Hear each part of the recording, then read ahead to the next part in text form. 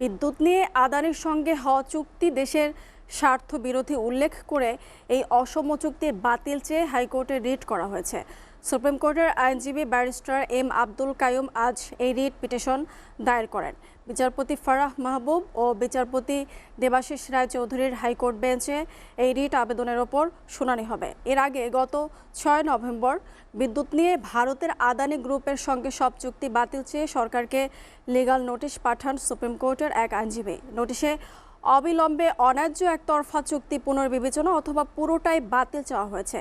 3 দিনের মধ্যে আদানিকে এই ঘটনার চুক্তি পুনর্বিবেচনার কার্যক্রম শুরু না করলে হাইকোর্টে রিট করবেন বলেও জানান সংশ্লিষ্ট আইনজীবী।